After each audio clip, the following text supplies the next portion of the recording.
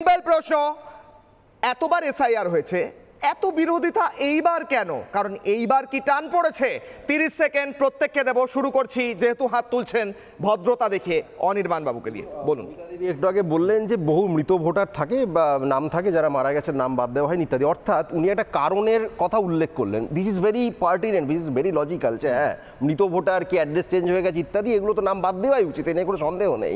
এইখানেই প্রবলেম হয় যে 65 লক্ষ নাম বাদ গেছে বিহার ইতিমধ্যেই, সেক্ষেত্রে ইলেকশন কমিশন কেন বলছে না যে এই কারণে আমরা নামগুলো বাদ দিলাম? যে কারণের কথা মৌমিতা দেবী ইলেকশন কমিশন এবং বিজেপিকে সমর্থন করতে গিয়ে বলছেন, ইলেকশন কমিশন নিজে সেই কারণ দেখাতে কেন ব্যর্থ? শুধু ব্যর্থ না, তারা জানিয়ে দিচ্ছে আমরা কারণ বলবো না। সুপ্রিম কোর্টে তারা হলফনামা দিয়ে বলছে তারা বলবে না কারণ। এইটা কেন? উত্তর নিচ্ছি, আজকে মৌমিতা দেবী যে কারণের কথা বললেন সমর্থন করছি, ইলেকশন কমিশন কেন কারণটা বলছে? ইলেকশন কমিশন কিছু বলছেন না শতরূপাদি। একদম স্পেসিফিক্যালি ইলেকশন কমিশন 3টে কারণ বলছে বারবার। একজন হচ্ছে মৃত ভোটার বাদ যাচ্ছে, দ্বিতীয়ত হচ্ছে ডুপ্লিকেট বা ট্রিপ্লিকেট বা কোয়াড্রুপ্লেট যাদের ভোটিং আছে তাদের যে কোনো একটা রিটেন করতে হবে, বাকি দুটো কি তিনটে কি 10টা বাদ যাবে। আর তৃতীয়ত হচ্ছে যারা ফরেন সিটিজেন্স, মানে যারা এখানে এসছে, যার জন্য বারবার ইলেকশন কমিশন কিন্তু 2002টা কাট অফ বলছে যে 2002-এর পরে যারা ঢুকেছে বা যারা ইনক্লুড করেছে তাদের স্ক্রুটিনি হবে, তার আগেরগুলো রিয়েলি ডাজন্ট ম্যাটার। আমি একটা কথা একটু বলতে চাই, পশ্চিমবঙ্গের বহু বিধায়কের নাম কাটা পড়ে যাবে।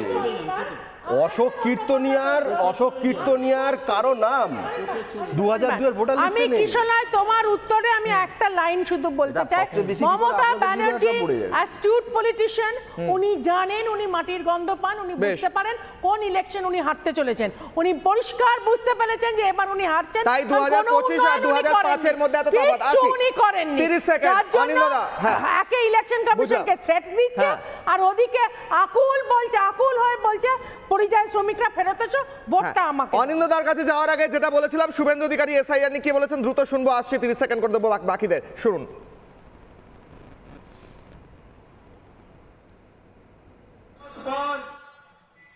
আপনাকে ঠিক করতে হবে সংবিধান ফাইনাল না মমতা ফাইনাল। যদি মমতা ফাইনাল হয় আপনার চাকরি থাকবে না, সংবিধানই ফাইনাল আমাদের দেশে।